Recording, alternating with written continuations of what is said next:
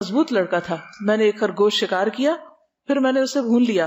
تو ابو طلحہ نے مجھے اس کا پچھلا دھڑا دے کر نبی صلی اللہ علیہ وسلم کی خدمت میں بھیجا. میں اسے آپ کے پاس لایا تو آپ نے اسے قبول فرما لیا. مچھلی. وَهُوَ الَّذِي سَخَّرَ الْبَحْرَ لِتَأْكُلُوا مِنْهُ لَحْمًا طَرِيًّا، وہی تو ہے جس نے سمندر کو تمہارے اختیار میں دے دیا، اتنی بڑی بلا، کہ تم اس میں سے تازہ گوشت کھاؤ. لحمًا طَرِيًّا. ایک غزوے کے موقع پر صحابہ کو ساحل پر ایک بہت بڑی مچھلی ملی اور اس میں سے انہوں نے کھایا بھی اور اس کا تیل بھی نکالا، اور پھر نبی صلی اللہ علیہ وسلم کو اس کے بارے میں بتایا تو آپ نے فرمایا وہ رزق اخرجہ اللہ لکم فہل معکم من لحمہ شیئا فتطعمون، وہ اللہ کا رزق تھا جسے اللہ تعالیٰ نے تمہارے لیے نکالا تھا، اگر تمہارے پاس اس کے گوشت میں سے ہے تو ہمیں بھی کھلاؤ. صحابہ چونکہ ساتھ لے کر گئے تھے. ایک روایت میں ہے کہ اس مچھلی کا نام عنبر تھا. یہ صحیح بخاری کی روایت ہے. سالن یعنی گوشت کا سالن بنا کے کھانا. ایک تو ہے کہ اس کو ڈرائی کھانا یا اس کو آگ وغیرہ پہ بھون کے کھانا، اور ایک یہ ہے کہ اس کو سالن پکانا. حضرت عائشہ کہتی ہے کہ ایک دفعہ نبی صلی اللہ علیہ وسلم گھر تشریف لائے، ہانڈی پک رہی تھی، آپ نے کھانا طلب فرمایا تو گھر میں جو پہلے سے موجود سالن تھا وہ آپ کو دیا گیا روٹی کے ساتھ. آپ نے فرمایا کیا میں نے گوشت پکتے ہوئے نہیں دیکھا؟ یعنی کہ میں نے دیکھا کہ ہنڈیا میں گوشت پک رہا ہے تو آپ لوگ مجھے یہ کھانا دے رہے؟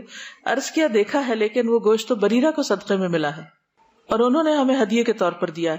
آپ نے فرمایا اس کے لیے وہ صدقہ ہے لیکن ہمارے لیے ہدیہ ہے، یعنی ایسا گوشت کھایا جا سکتا ہے. تو گوشت کو ہڈیاں میں پکا کے شوربہ بنا کے اس طرح بھی کھانا آپ کی سنت میں سے ملتا ہے.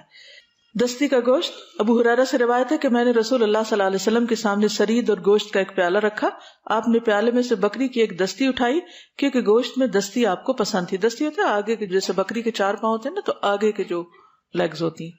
آپ نے اسے دانتوں سے کھانا شروع کیا اور فرمایا قیامت کے دن میں تمام لوگوں کا سردار ہوں گا. پھر دوبارہ آپ نے دانتوں سے گوشت کھایا، پھر فرمایا میں قیامت کے دن تمام لوگوں کا سردار ہوں گا. اس سے آپ اندازہ لگائیں کہ 2 بائٹس کے بیچ میں آپ نے ایک تعلیم دی اور دوسرے بائٹ کے بعد پھر وہی بات دوبارہ تکرار کی. تو ہم بھی سوچیں کہ ہمارے کھانے کے دوران کی گفتگو کیا ہوتی. ہم کھانا بھی کھا رہے ہوتے ہیں اور مردہ لوگوں کا گوشت بھی کھا رہے ہوتے ہیں، ساتھ ساتھ غیبت کر رہے ہوتے ہیں یا تبصرے کر رہے ہوتے ہیں یا کسی کے اوپر ہنس رہے ہوتے ہیں یا مذاق کر رہے ہوتے ہیں. تو یہ بھی سنت میں سے ہے کہ ہم ان چیزوں سے پرہیز کرتے ہوئے کھانے کے وقفوں کے بیچ میں کیا کریں؟ اچھی گفتگو کریں، کام کی گفتگو کریں، کسی کے علم میں اضافہ کریں یا کسی سے کچھ سیکھیں. اور پھر یہاں پر آپ دیکھیے کہ دانتوں سے آپ نے اس کو کاٹا، تو اس سے یہ پتہ چلتا ہے کہ گوشت کو دانت سے کاٹ سکتے ہیں. ابو ہریرہ رضی اللہ عنہ سے مروی ہے کہ ایک مرتبہ بکری کا گوشت پکایا گیا تو رسول اللہ صلی اللہ علیہ وسلم نے فرمایا مجھے ایک دستی دو.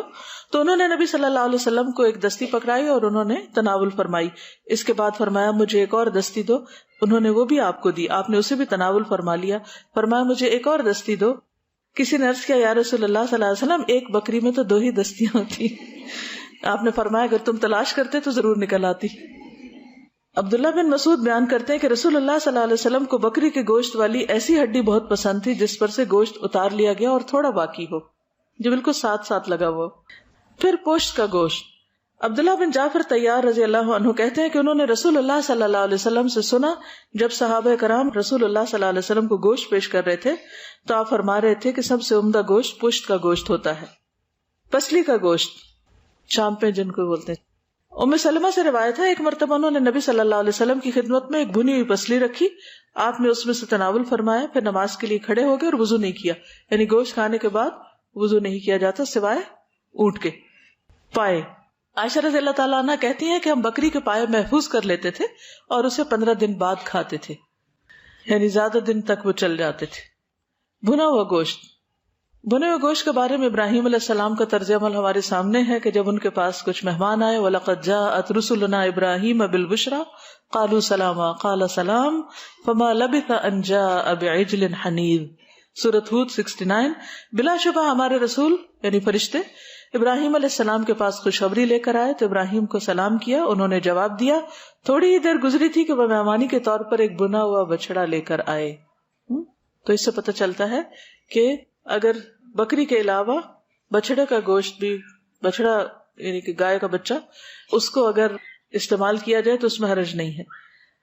عبداللہ بن حارث سے مروی ہے کہ ہم نے مسجد میں رسول اللہ صلی اللہ علیہ وسلم کے ساتھ بھنا ہوا گوشت کھایا. اس میں 2 چیزیں ہیں، ایک تو بچڑے کا گوشت، دوسرے بھنا ہوا گوشت. سوکھا گوشت. انس رضی اللہ عنہ کہتے ہیں کہ میں نے نبی صلی اللہ علیہ وسلم کو دیکھا کہ آپ کے پاس شوربہ لایا گیا جس میں کدو اور سوکھا ہوا گوشت تھا. میں نے دیکھا کہ آپ کدو تلاش کر کے نکال رہے تھے اور کھا رہے تھے. اس میں سوکھے گوشت سے مراد یہ کہ پہلے زمانے میں فریج وغیرہ نہیں ہوتے تھے تو لوگ گوشت جب عید وغیرہ پر یا اکٹھا ذبح کرتے تھے تو اس کو چھوٹے چھوٹے ٹکڑوں میں کاٹ کر سکھا لیتے. آپ میں سے کسی نے کھایا ہو گوشت؟ جی ہنٹر بھی بہت ہی مزے کا ہوتا ہے. گورخر کا گوشت. ابو قتادہ کہتے ہیں کہ نبی صلی اللہ علیہ وسلم کے ساتھ صلح حدیبیہ کے موقع پر نکلے. ابو قتادہ اپنے چند ساتھیوں کے ساتھ پیچھے رہ گئے. ان کے تمام دوسرے ساتھی تو محرم تھے یعنی احرام کی حالت میں تھے. انہوں نے احرام نہیں باندھا تھا. ان کے ساتھیوں نے گورخر یعنی نیل گائے دیکھی.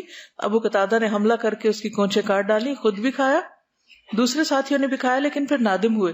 تو جب نبی صلی اللہ علیہ وسلم سے جا ملے تو آپ نے پوچھا کیا اس کا گوشت تمہارے پاس اور بچا ہوا ہے؟